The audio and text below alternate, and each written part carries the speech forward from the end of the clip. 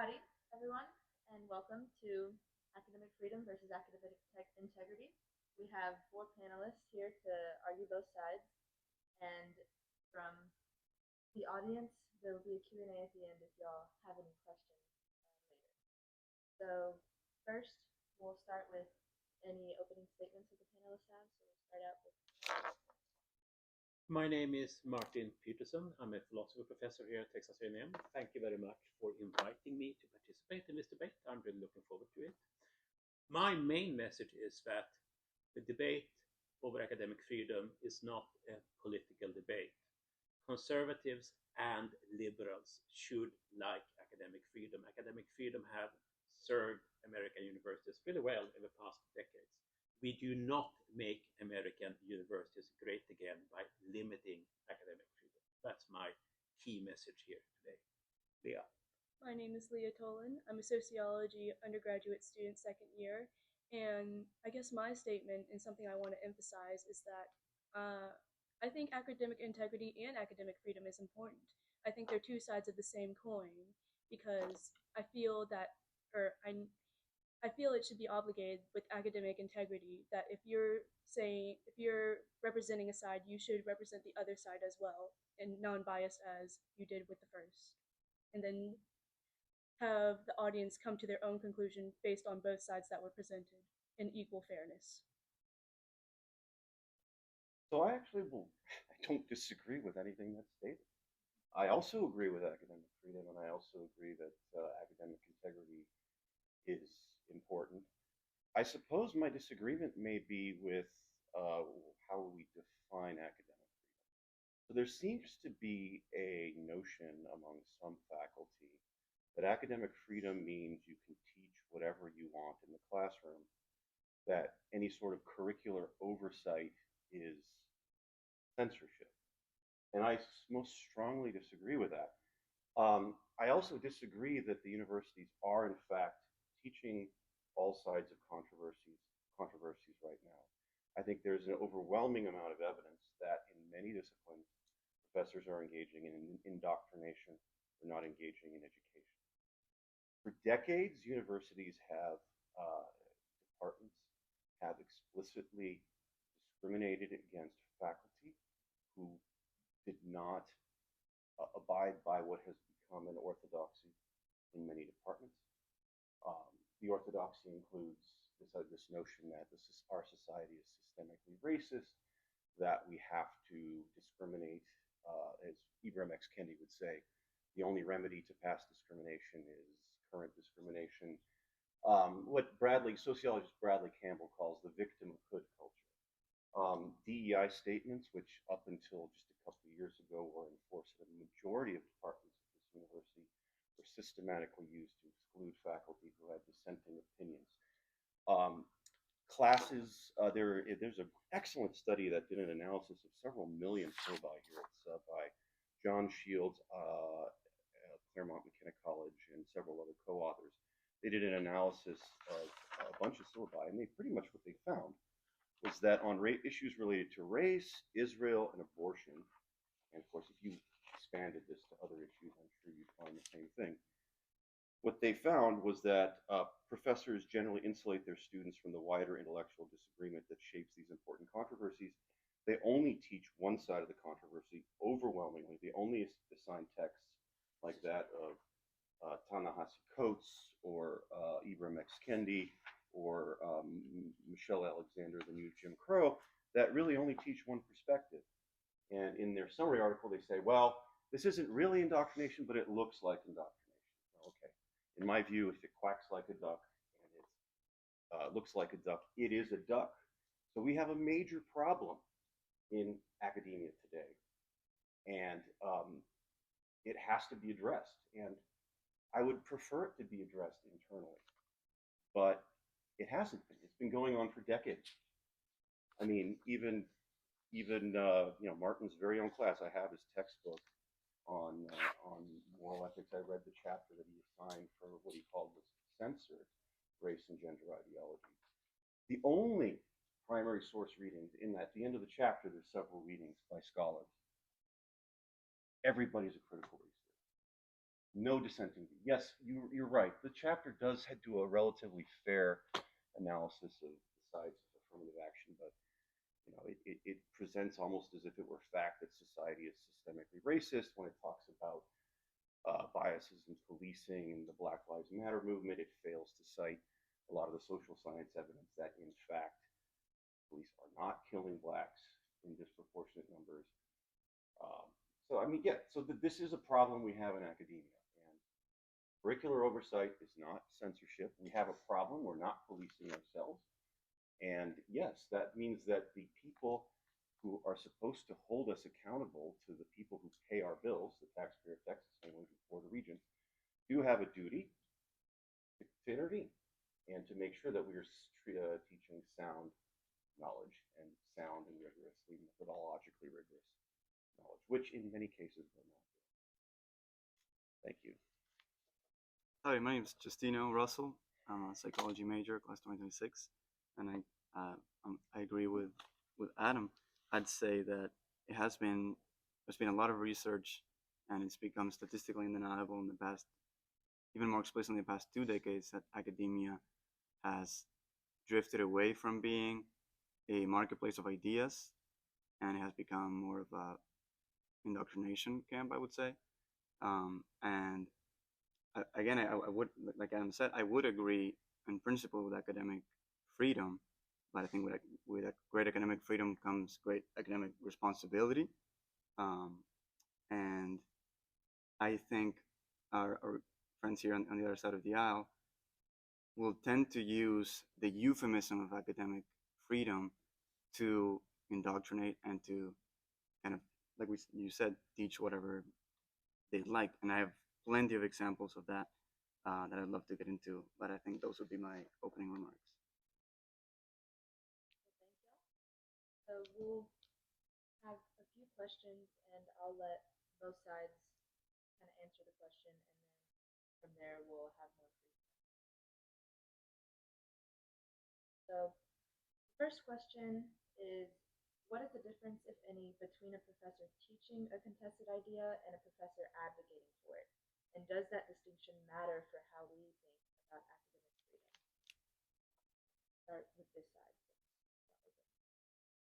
Yeah, I think a contested topic means, teaching a contested topic means fairly representing the arguments that have been advanced by serious scholars and intellectuals, not necessarily just academics.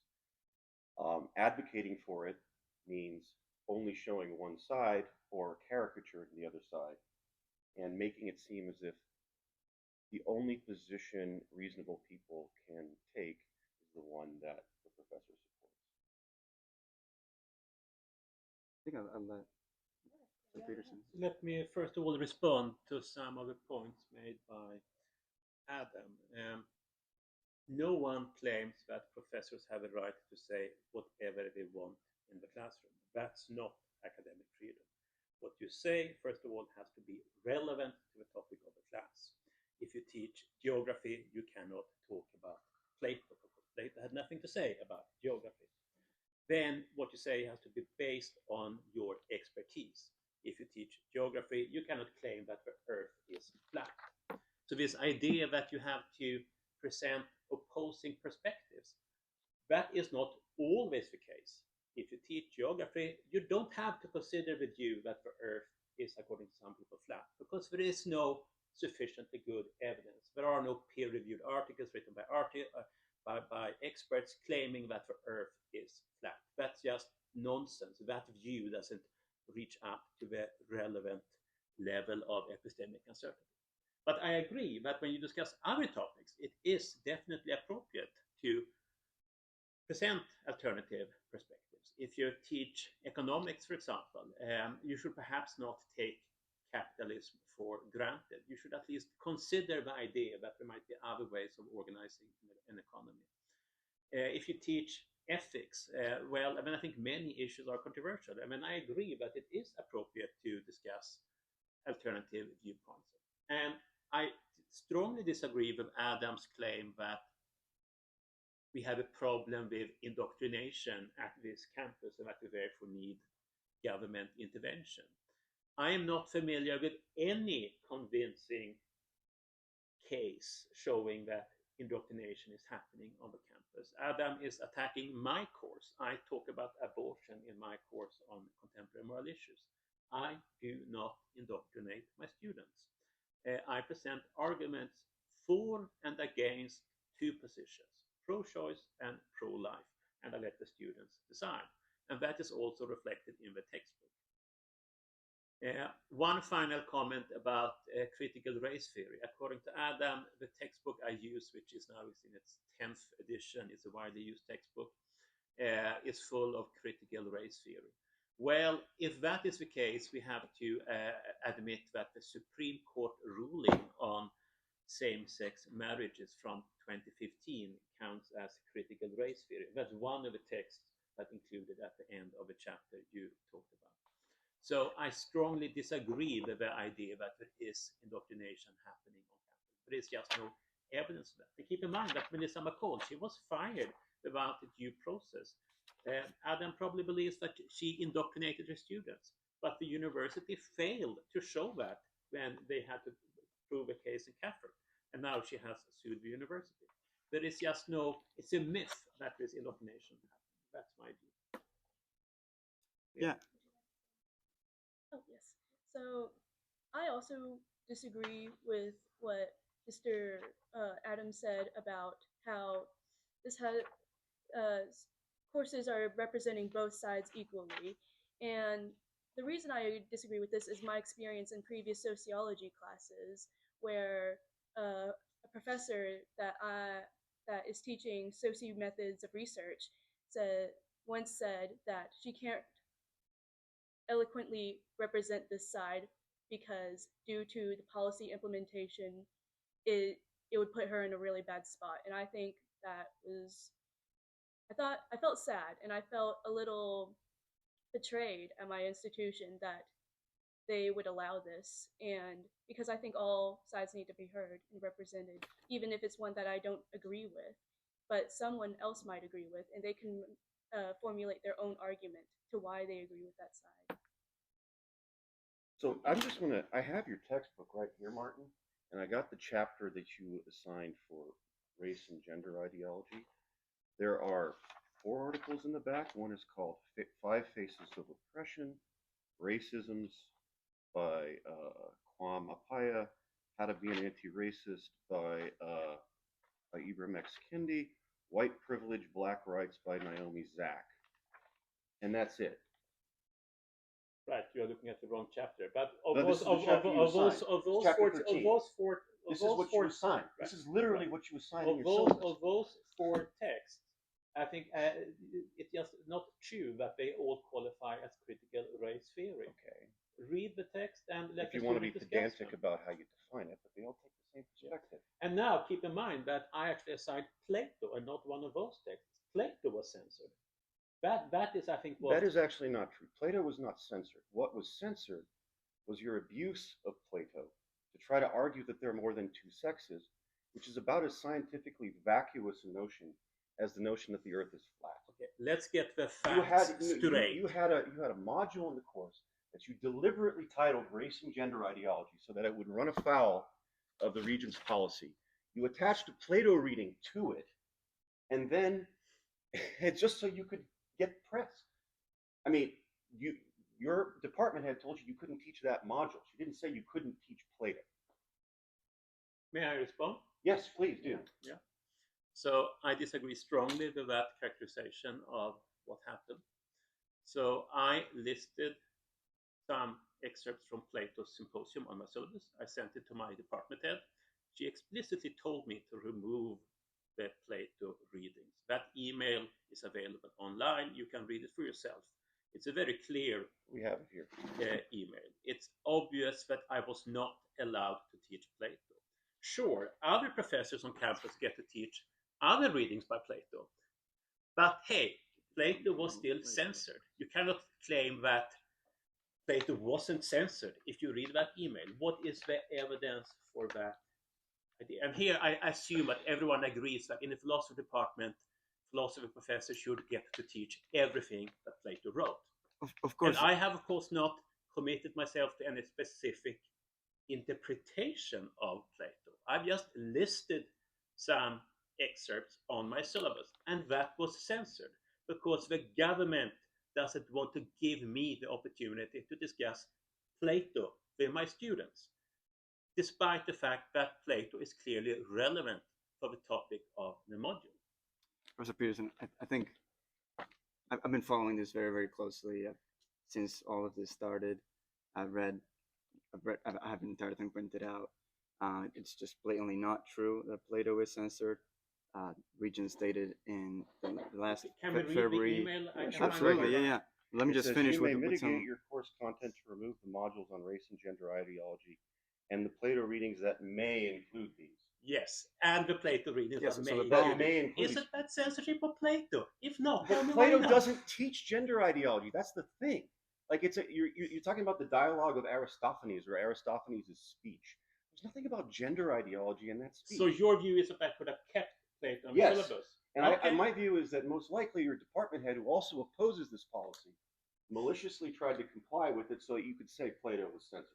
Because there's no fair. I've read Plato's Symposium twice. I read it back when I was in college. I went to Columbia and had the great books curriculum that I was exposed to, which included the Republic and the Symposium. I know Plato quite well. Thank you very much. And I can tell you, there's no gender ideology. And the idea that the myth of Aristophanes says that there's more than two sexes, that's absurd.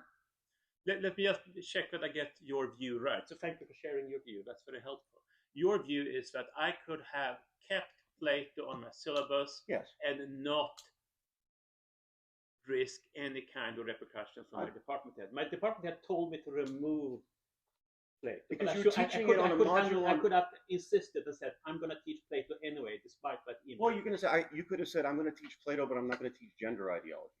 Oh, I see. Yeah, that's a creative response. But hey, I met with the president and the provost. They told me that her position stands. I'm not allowed to teach Plato.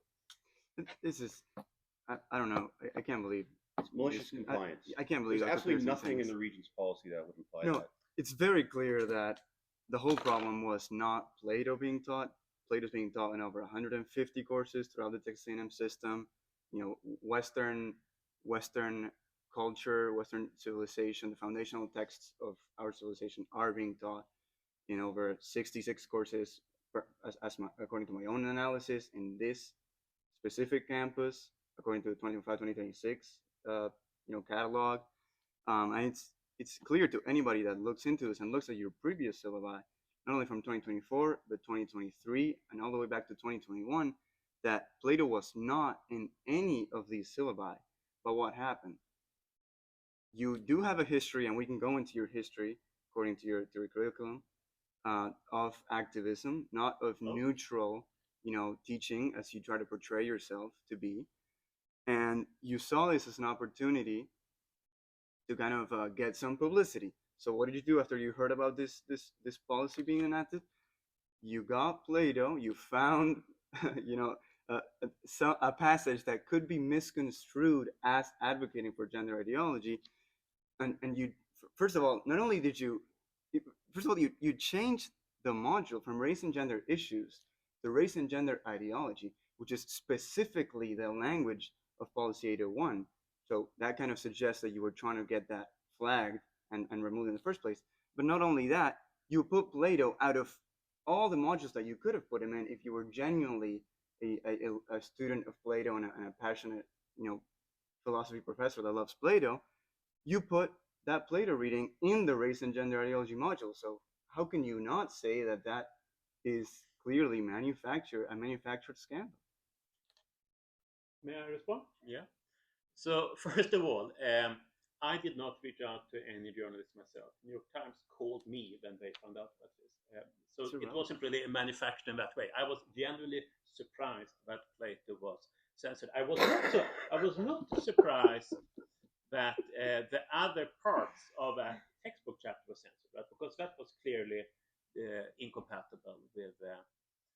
But keep in mind here, right? Sure, other professors get to teach other works by Plato, but I don't get to teach specific text by Plato. Because you're trying to Now you're interrupting me, Adam. Right. I do believe that I have the right to do that. I do believe that my choice of reading is protected by my academic freedom. Why? Because I am an expert in my area. I'm a professor of philosophy. It's up to me to decide what my students should read because I have that expertise. The government should not tell me. And in this case, the department head, who is not kind of cooperating with me on this, I did never discuss this with her. She just sent me an email, and I think she doesn't. She, as far as I can understand, supports the policy. She is on your side, Adam, as far as I can understand. Right. She told me that I'm not allowed to teach Plato. That is government interference.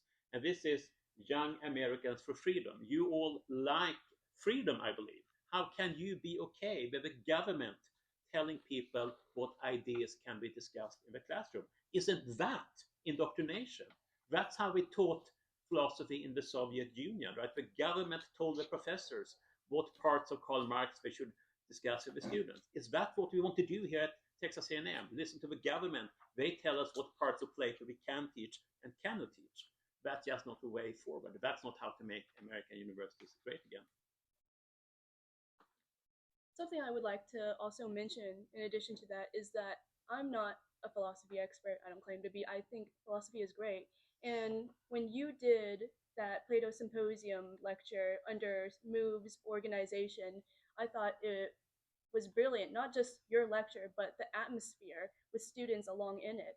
There were people that disagreed with it, and you entertained those disagreements. You tried to put yourself in their shoes on why they were thinking like that. And it was critical thinking on both ends. And people that did agree and people that did agree and didn't disagree were able to have academic discussions and think together about why they agree, why they didn't agree, and we were able to just talk. And this is not about Plato. We can keep talking about Plato if you want to, but I thought we should focus on academic freedom and policy 801. We are opposed to the policy. We believe that censorship is bad for this university. You defend censorship. You believe that it's good to censor course content. And I'm listening for what is the argument for that view. Let me give it to you. Yeah. First of all, we are a government institution. We work for the government. They pay our bills. We are responsible to the taxpayers of Texas. So as a result, the government does have some role in curricular oversight. Curricular oversight is not censorship. And so when you try to twist a classic text, like the Symposium, to claim it teaches that there's more than two sexes, which is a scientifically false idea that it's about as valid an idea as the Earth is flat, then yeah, you should not be allowed to do that because you're twisting a text. At some point, I don't think that an economics professor who is a, say, doctrinaire monetarist should be allowed to skip over Keynesian theory and tell the students that Keynesian theory is nonsense, which of course is not true. Keynes had some profound insights that have been recognized by people on both the right and the left. A professor teaching asset pricing who is a dogmatic market efficiency believer who thinks that prices of securities always perfectly reflect public information should not be allowed to dogmatically say that to his class while ignoring the contrary evidence or twisting the contrary evidence. Curricular oversight is not censorship. And I mean, I look at what the policy actually says. Do you have where's a copy of that policy? So in the meantime, I can perhaps respond to the point about Keynes. So I agree with you that it's important to teach Keynes. He was indeed a prominent economist. But is it really up to the government to decide that Keynes was a prominent economist?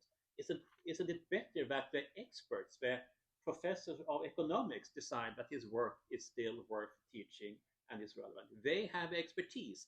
I very much doubt that Greg Abbott knows enough about economics to determine that Keynes should be taught at Texas A&M or some other university. Yes. Yeah, you said that. You said that before in one of your interviews. Also, kind of saying that, oh well, the regents haven't read Plato, so how would they know? And you've alluded. I'll bet you some of them have actually. They probably have. But you kind of allude that you pretend that you are and you do have a doctorate in I'm this, I'm so not you are. pretending that I'm expert on philosophy. I You- am an Yes, expert on you philosophy. are. kind of That use is that- what gives me the Are you credibility an to expert on say Sure. medicine? that Plato But the problem, deserves sir- to be taught. But, Well, I and agree the with pro- you that Plato deserves to be taught. No one is arguing that. The problem, But you're not sir, an expert in medicine. What gives you the expertise to say that there's more than two sexes? I agree with you that I'm not an expert on medicine. I've never claimed to be an expert. But yet you're teaching medicine. students that there's more than two sexes. You're saying in the very lecture that you gave, you were making the fallacious argument that disorders I never got to give that lecture. Yes, you did. You Well, did. Not in my class. No, but you gave it on campus. You gave this So much for the claim of publicity censorship. stunt of where you were giving the band lecture, and I attended it. I carefully listened to it, and I would like to contest this idea that you are the expert and therefore the government shouldn't interfere. My first point to that would be parents and taxpayers have every right when they have children, their kids come back or their college students come back and think as you would support, as you have stated multiple times in almost every single one of your interviews, at your speech in front of Sully too, that Plato thought that there were more than two genders, at least three, and that homosexuality is natural and fully okay. You have stated this multiple times, and when I first heard this, I gave you the benefit of the doubt. I thought, okay, this might be the case. I did a good amount of research on this, and I actually reached out to Dr. Robert George, who's an American legal scholar. He's a political philosopher and he's a public intellectual. He's relatively famous in the world of natural law. But he's not a philosopher, right? Oh yeah, He's not a I think philosopher, I would but say. okay, let's Well, say he argued this before the Colorado Yeah. Supreme Court, so against the specific idea that Plato supports homosexuality. So he's very much an expert, I would say, on this topic. And he actually surprisingly got back to me, and he said, quote, "Your professor is rather spectacularly wrong about Plato. In laws, Plato makes it clear that homosexual conduct is tolmema, a shameless act, and then efforts by Martha Nussbaum, who was this other philosopher that he debated against before the Colorado Supreme Court in the 90s, by Nussbaum and others to translate the term differently to remove its negative connotation are clearly ideologically motivated and frankly ridiculous." And I could quote you Plato right now. And he will specifically disprove this. Like you said, Adam, in the symposium, it's Aristophanes' speech, who's a comic playwright. It's not Plato that's supporting that view. Plato actually goes on and he actually corrects Aristophanes. Socrates does through the That- mouth that's of right, Socrates. that's right. Right. Plato's view is almost always expressed through the mouth of Socrates.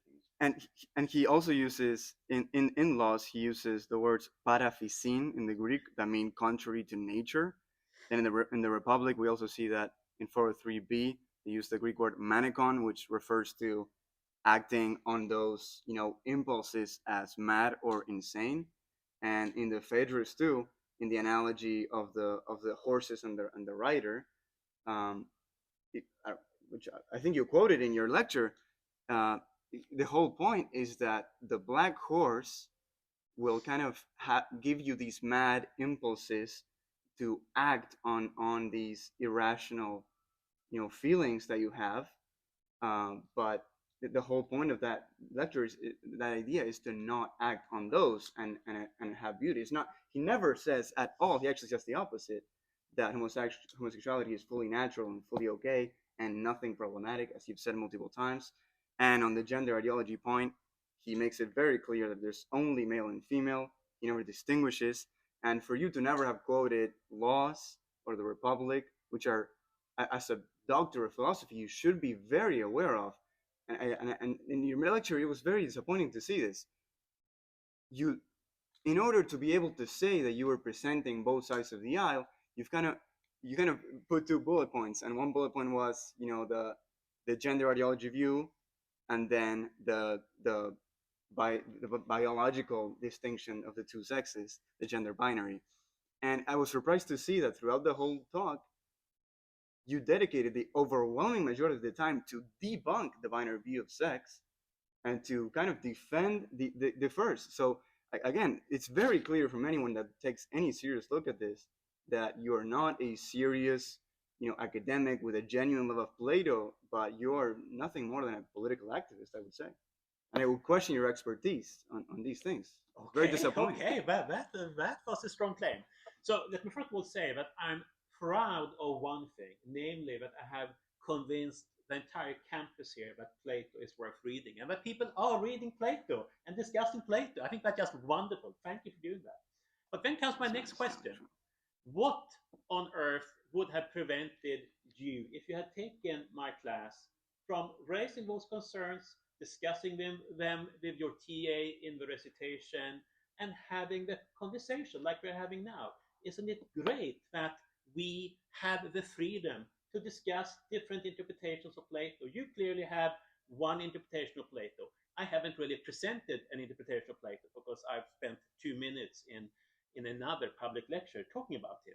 I don't feel committed to any specific interpretation, right? But you want to ascribe an interpretation to me, that's fine. But isn't it better that we have that conversation? How should we interpret Plato? Is this Plato's own view, or is he just summarizing someone else's view? Is he talking about biological sex, or is he talking about what we today call gender? What is the correct or most plausible interpretation of Plato? Why should the government intervene and say, sorry, Martin, you are not allowed to discuss Plato with your students?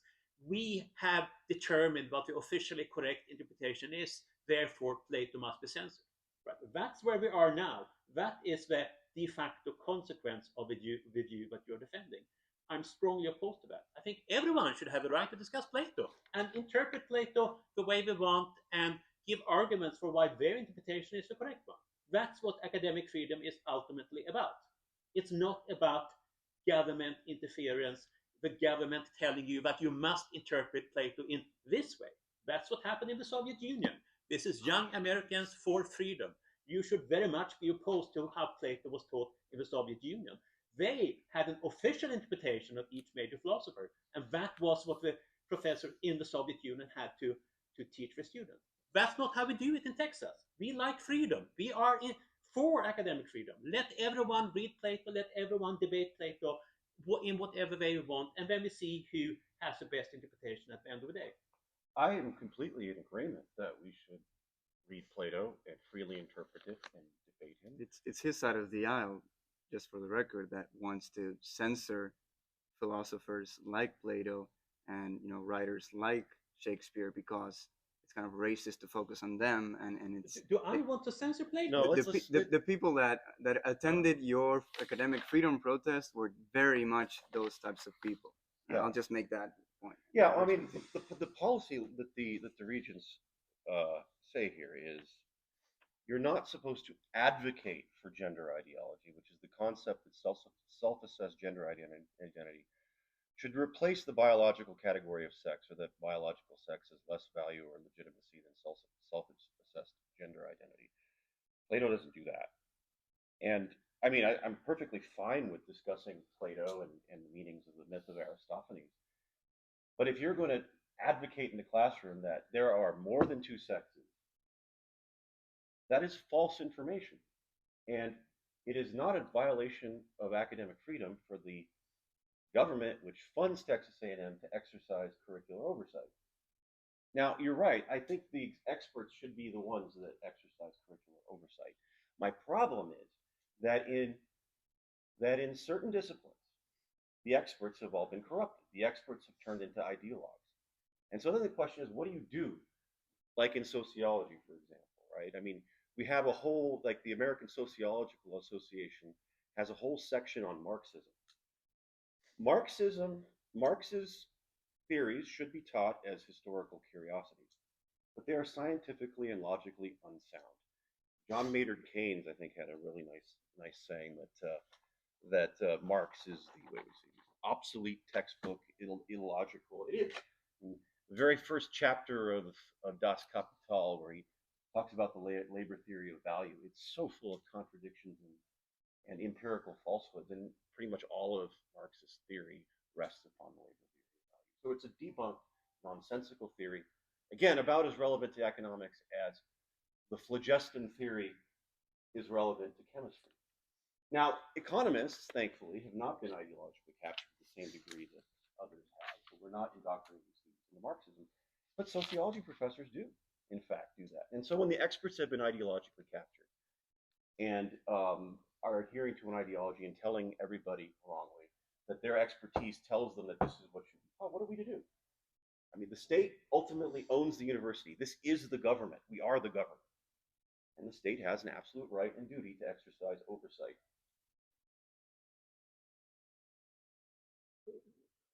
Right. So I think we have made some progress here. We seem to agree on one thing, namely that the experts, the disciplinary expertise, should decide what should be taught in the classroom. It's not up to the government. But then, Well, actually, I don't concede that. Wait. Then Adam says that, well, in some disciplines, in particular disciplines that you have very little expertise in, there is so much intellectual corruption that the experts are wrong and the non-experts are right. But isn't the way to win that argument to basically publish some articles and convince the experts in the field? Why don't you study sociology if you disagree with what sociologists do? Get a PhD in sociology, publish articles in sociology journals, and convince them that they are wrong. That shouldn't be impossible. As far as I understand, I do not claim to have expertise in sociology.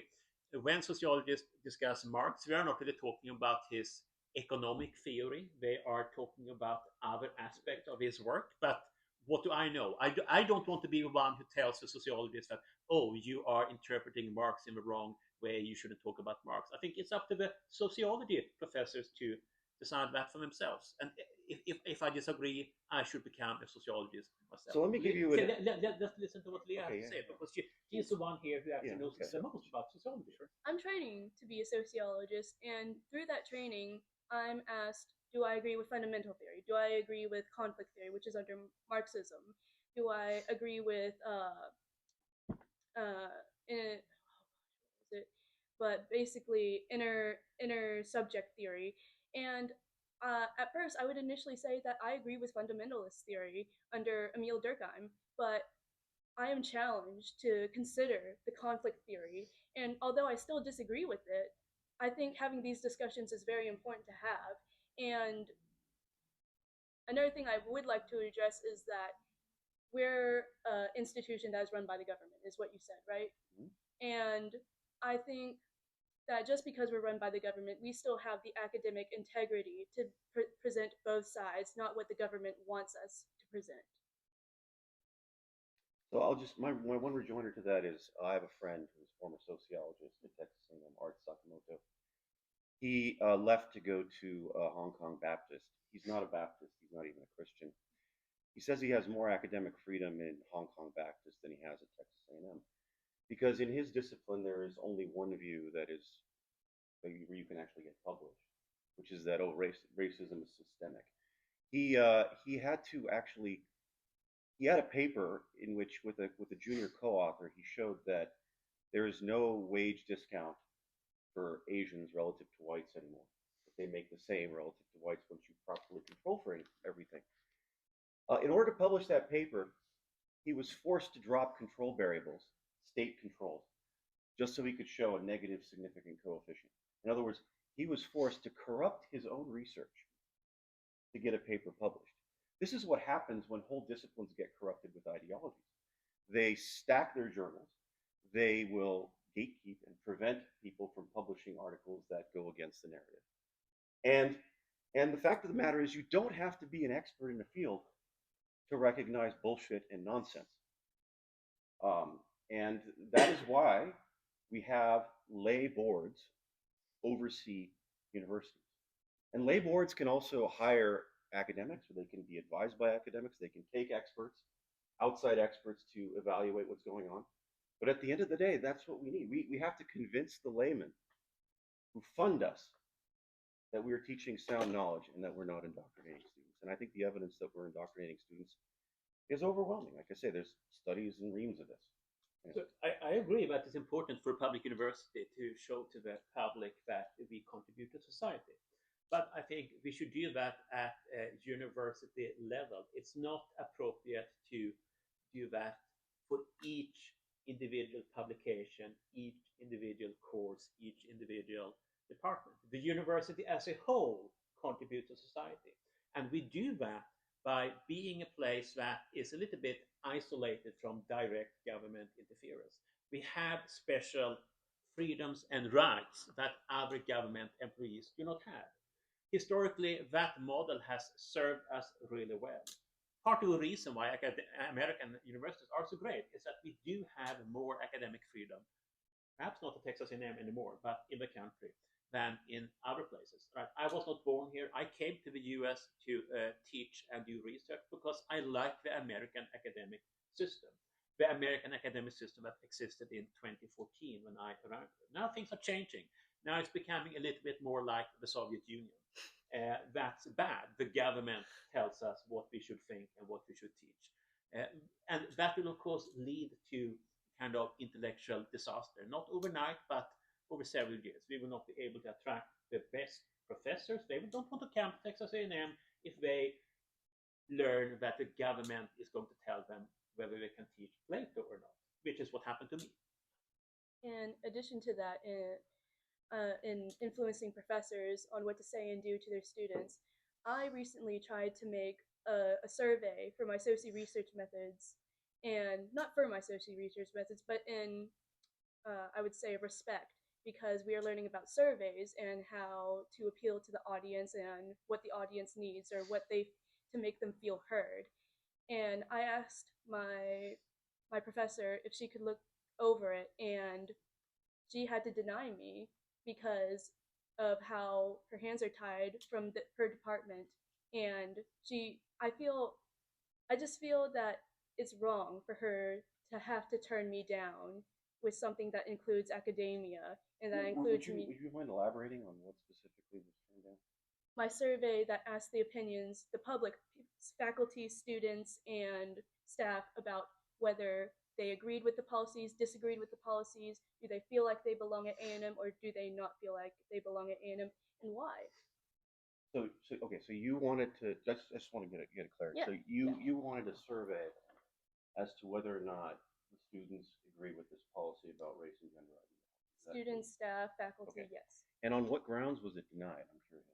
Well, she said she couldn't look over it. She couldn't observe or help me with it. Yeah, well, I would agree with you that that's bad. I think that I don't think the policy was intended to do that, and it shouldn't. But that's the problem with censorship, right? So we have a policy that is perhaps not as strict as the actual implementation, because the administrators, they want to be on the safe side. So they prefer to over-interpret the policy. That's probably what my department head did. Yes, but I think that's Christy exactly Sweet right. could have said that no one really knows what Plato actually meant, so let's give Martin the opportunity to teach Plato. But that's not what she did. She wanted to be a good department head who's loyal to the dean and loyal to the university. So she said, no Plato in Martin's course. I'm a little bit uncertain about what Plato said. Better to be safe than sorry. Let's censor a little bit too much rather than too little. That's what typically happens. Yes. And most professors on campus, we also self-censor. I'm one of the few people who have officially said, I'm not willing to censor myself. I want the university to do it for me, tell me what I can teach and not teach. Yeah, I think that's why I've gotten a bit of media attention, I believe. But most professors, right, they want to keep their jobs, don't do anything that can get them into trouble, and therefore they censor more than they actually have to according to the policy. So the policy is bad in two ways. The policy is bad itself, but then also the actual implementation has even worse consequences. So Martin, I'm just curious. Do you deny that there's an indoctrination problem? I do deny that there is a significant indoctrination problem. Right? We have 5,400 courses on campus. I have not witnessed each and every professor teach, but I'm pretty confident that no professor I know personally and that I communicate with is indoctrinating their students. So, I also think it's very telling here that Melissa McCall, who was fired by the university without due process. Right? In that case, the university wasn't able to present any evidence for the indoctrination claim. They had lots of people working on that for months. There was a hearing, a CAFET hearing, and what came out of that was nothing. The provost explicitly said that he had no evidence to present. He said that the provost said that he didn't grant her hearing because he was told not to do that.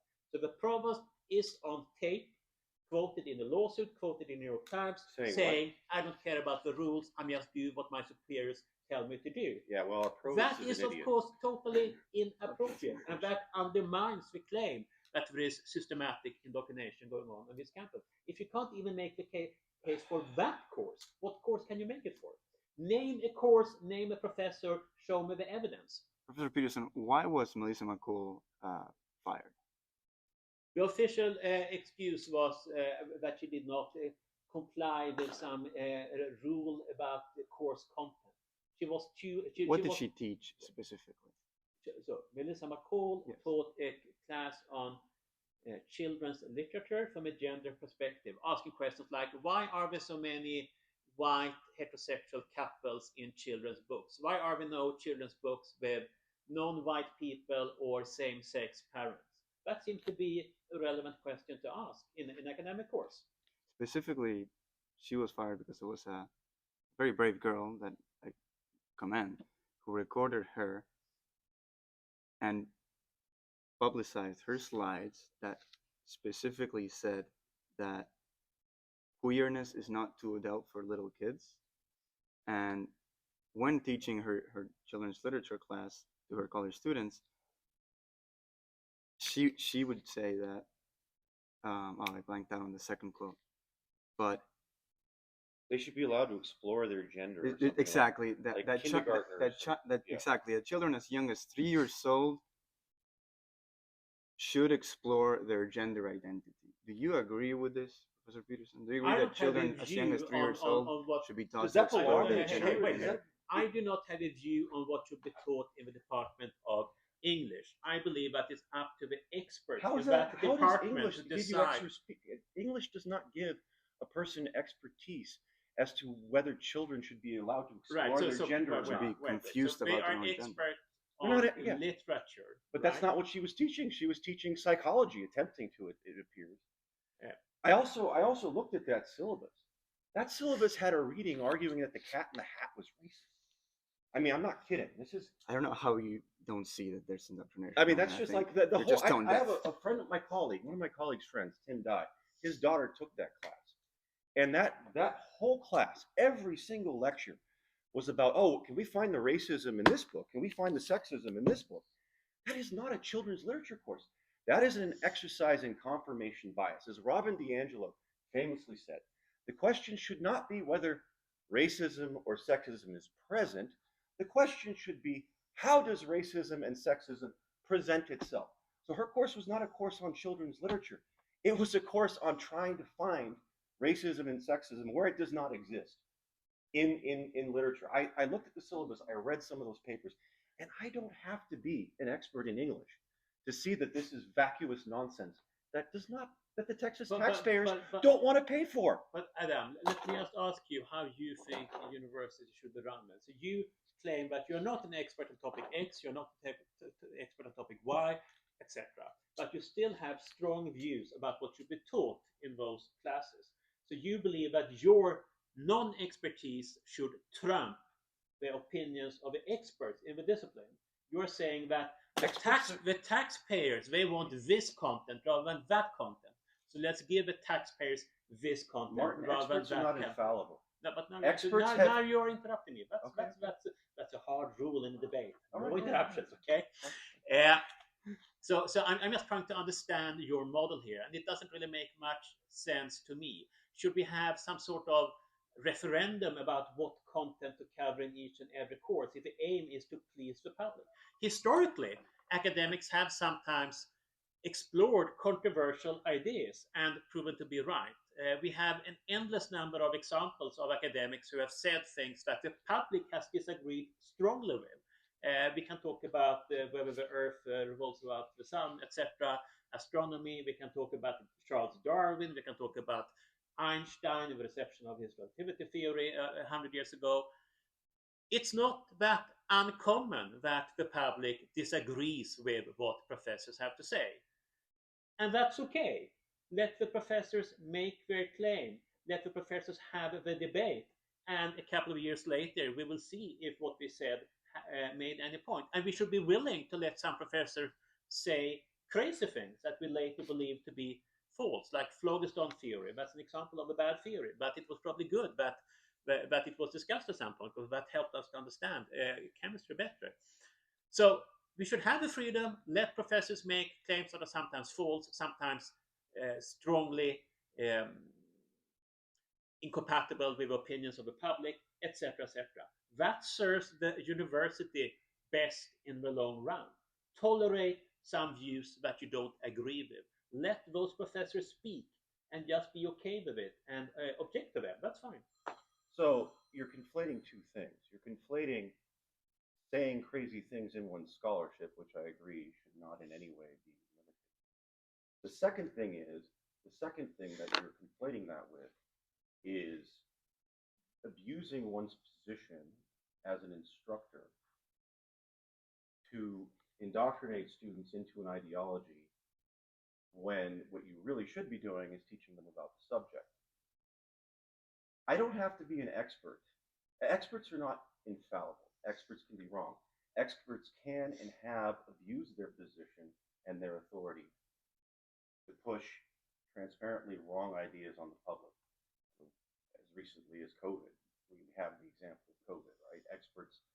People abusing their expertise, saying that, oh, we need to lock down, and it turns out that lockdowns didn't actually stop the spread. So yes, we cannot just turn over everything to the experts. Say, you're the experts, you do what you want, because the problem is that absolute power corrupts absolutely. So if you give experts the complete power and the complete authority to do and make whatever decisions they want, they're going to abuse that authority, and they have. They absolutely have. And this is compounded by the problem that we have for decades. Academia and heterodox academy, and as well as FIRE, has documented this quite well. There has been a systematic attempt to exclude professors and faculty candidates who have different perspectives from the sort of victimhood culture mentality that Bradley Campbell, a sociologist, has identified. And this children's literature course is exactly that. She took a course that was supposed to be about children's literature, and in the syllabus it wasn't described as a course trying to find racism and sexism in every single children's book. No, it was described as a course on children's literature, right? And so it was misadvertised. She basically took a course, taught something else, and turned it into a course on ideological indoctrination. And you don't have to be an expert in English to see that. You don't have to be an expert in English to know that an English professor shouldn't be trying to act like a pop psychologist, telling people what children should and should not be allowed to do with regard to gender fluidity or whatever. It has nothing to do with the subject matter. So yes, that is a great example of classroom indoctrination, and I don't know whether she should have been fired. Maybe it was excessive. The process by which she was fired was terrible. I'll agree with that. Provost Sams is an idiot. That's not my view. I think he's a nice guy, but he did the wrong thing. I don't want to make such strong claims about anyone. But yeah, I mean, go ahead. Should we take some questions from the audience? Yeah, I was about let's to do ask that. if anybody has a question for the last week. I would love to talk about the FIRE study, which we've mentioned multiple times. So this was 2024 Foundation for Individual Rights and Expression organization, which has actually come out and supported you in a way. So they have really support. I'm very grateful. They have They're the New York Times defending me. Yes, so yes, they are on my side. Sure. They are. I think they're just misunderstand what's really going on, because they don't talk about the specific details. So this 2024 study surveyed over 5,500 individual faculty over 55 institutions, and it was more than 6,000 faculty, and they found that 60% of university faculty identify as liberal, while only 16% identify as conservative. But then when it looked at self-censorship, which is kind of what you're talking about, if supposedly we're the Soviet Union, it found that in self-censorship, 55% of those 16% conservative faculty hide their political beliefs out of fear of retaliation, but only 17% of liberal faculty do the same. Furthermore, when asked if a liberal would be a positive fit for their department, 71% of the faculty said yes, while only 20% said the same of a conservative faculty. So no matter which, no matter if I might finish, no matter what study you look at, it's consistent. The findings are always consistent that there's systemic discrimination and underrepresentation of conservative viewpoints in academia. We've seen this in A&M lately, especially after 2020, but in 2022 specifically, Dr. Scott Yenner did a report, and he talked about this. Texas A&M had a DEI office that employed 46 DEI administrators. We had an entire Pride Center for one of the tiniest student populations, and we spent more than $5 million taxpayer dollars in salaries for diversity officers and over 11 million on diversity programming as a whole. We had a 2020 State of Diversity report that condemned words like meritocracy, colorblindness, and best qualified for being tools of systemic racism. And if I might just, you've also mentioned that the Claremont College study that examined through the open syllabi records that they examined, I think, over 300,000 syllabi. Well, over a million, I think. Is that so? I have a study right here. And hold on, let me finish, please. You say yourself, the rule about interruptions, please. The rule about interruptions. I agree. If I might finish. The point is, the point and is, I believe that Texas A&M is one of the campuses. you just told them in which not they to have- interrupt, and now you're You interrupting have me. been talking for a long time.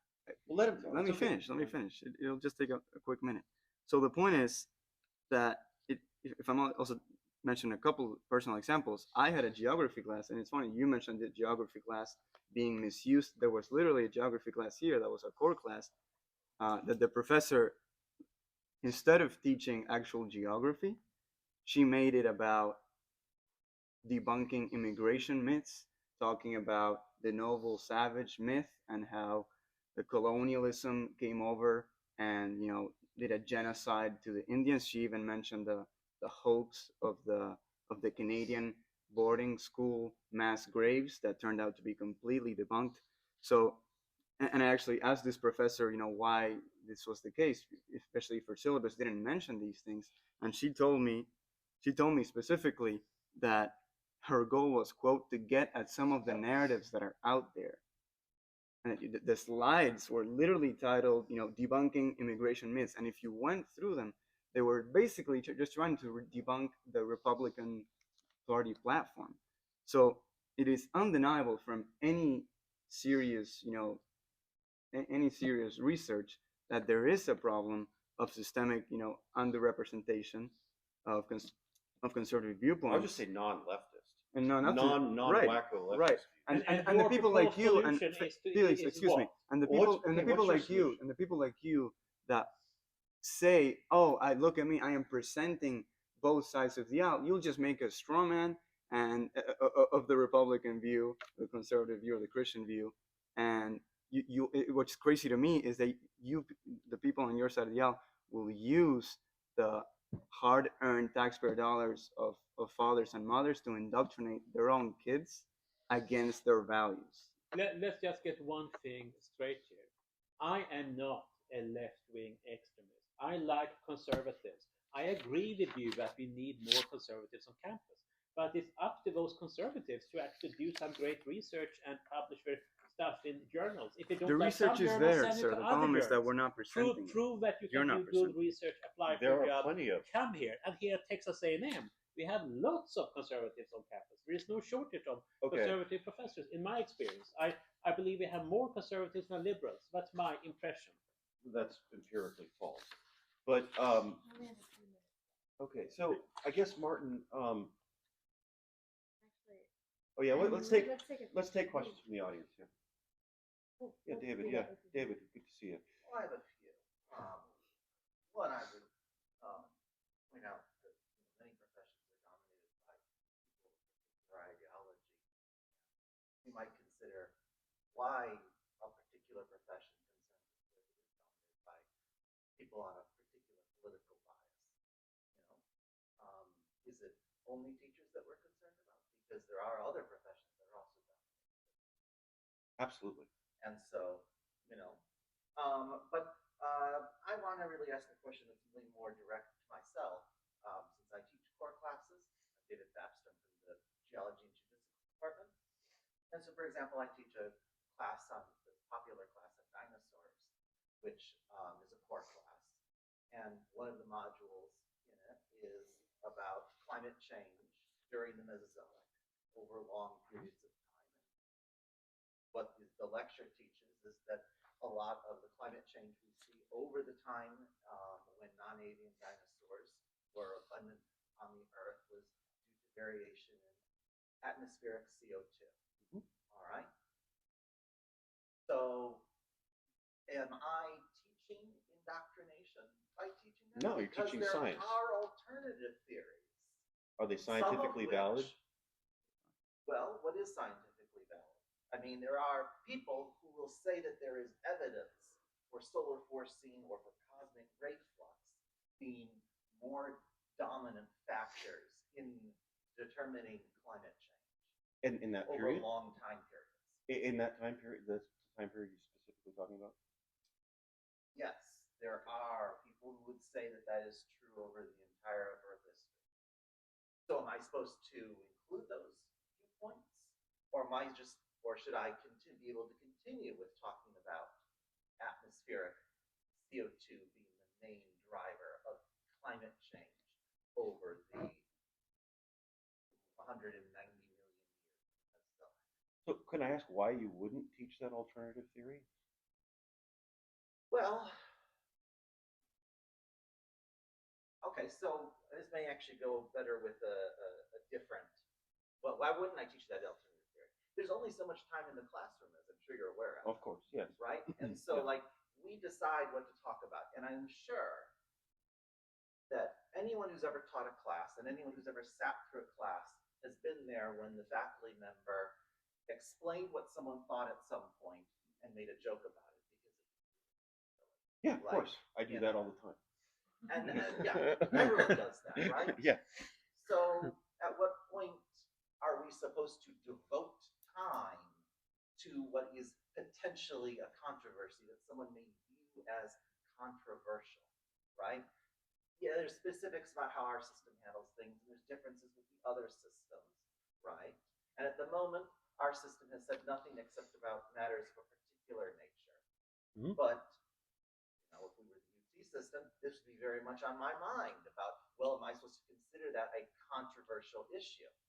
Certainly, it has been argued in Congress, in the court of law, that these issues are controversial, and evidence has been argued for alternatives to the idea of PCO2 being a dominant factor in climate change.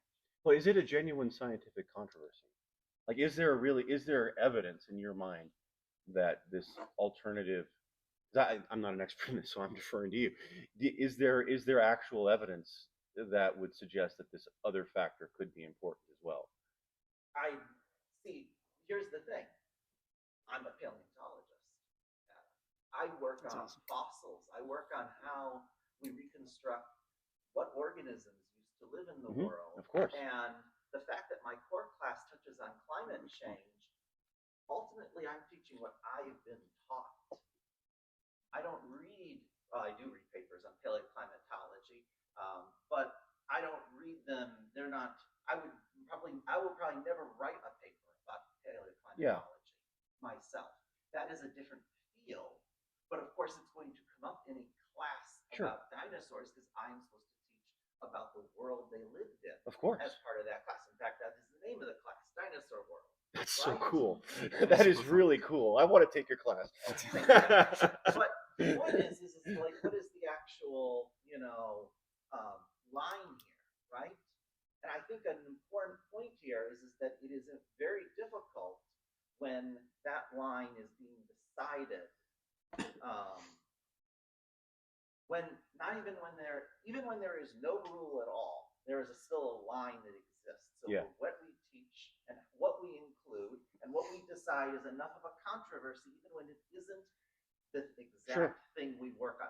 I don't even work on dinosaurs, by the way, right? So there's plenty of controversies among dinosaurs and how we interpret what dinosaurs are enough. Yeah. When I'm not even a dinosaur worker, I work on tiny colonial things. So I think that this is that is the one point I put to you is where is how do we know what the line is of what Yeah. a controversy is? Yeah, it's And then, so I have another example, and Sure. I'm going to run through it briefly because I know that Sure, we're please. at about an hour in or so.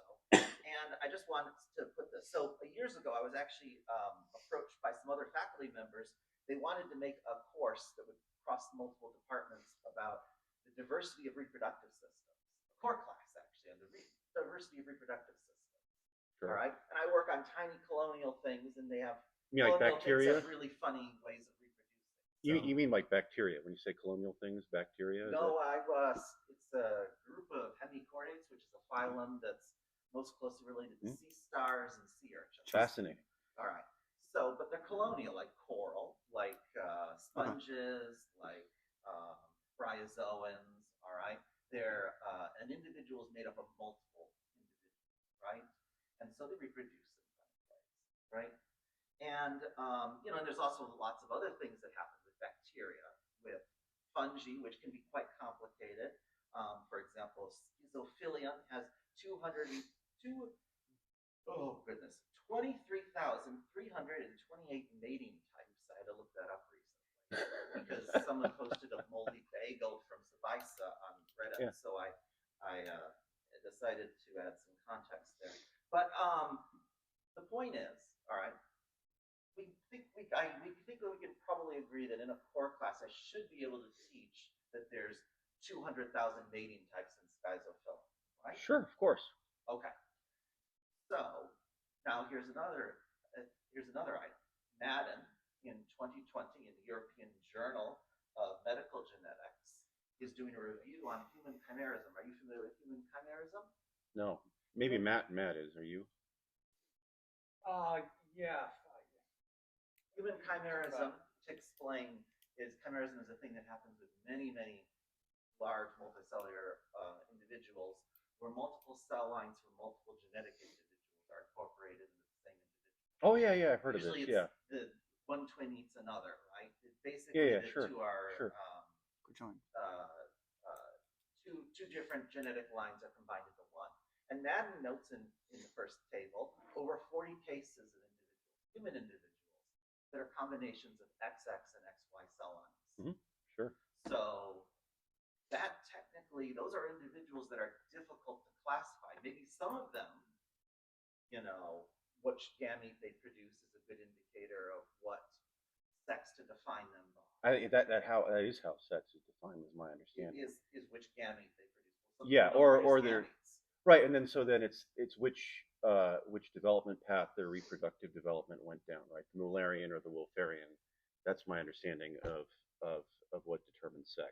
Well, with many of these people who are XX and XY, they don't go down a particular path. Different organ Is that true? Go down different paths. That's partly how we know about these cases, because the chimerics don't develop normally. No, they don't develop normally, but do they end up? I mean, is it true that they have end up with a reproductive tract that is not Wolferian or Mullerian? I don't think that's true, but I'm not an expert. Matt, you could probably. You seem to be an expert on many things. I'm not an expert on that. Experts. No, but we have a medical doctor right here. So. They would have one or the other, but it could be disordered, and that's the bottom line. These are considered disordered. So sexual development. Because by definition there are two genders, which is synonymous with sex and the homosexual. Should discussing that issue, would that have been an issue that shouldn't be discussed in a court? No, of course not. No.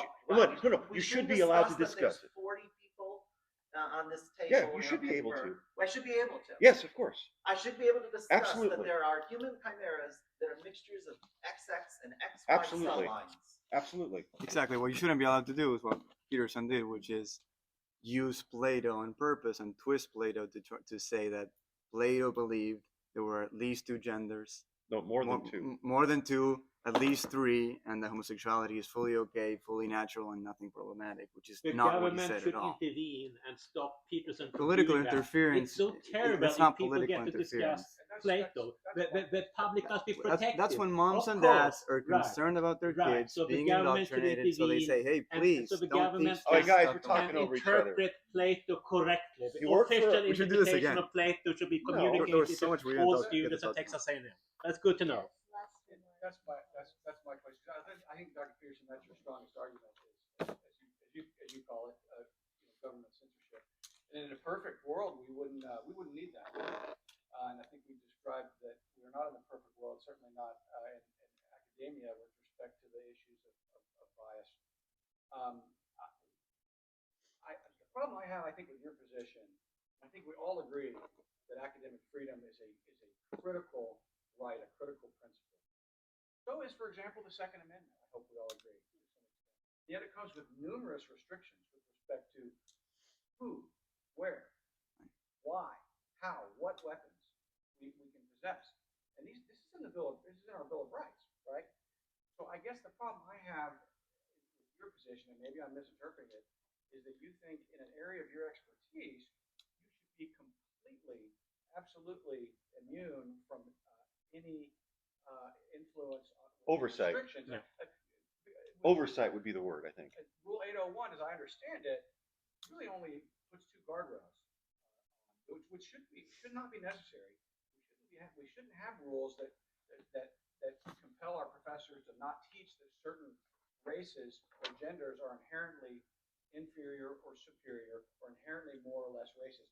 We shouldn't have to have rules in place that say that Homo sapiens have two sexes and they can't change them like clownfish.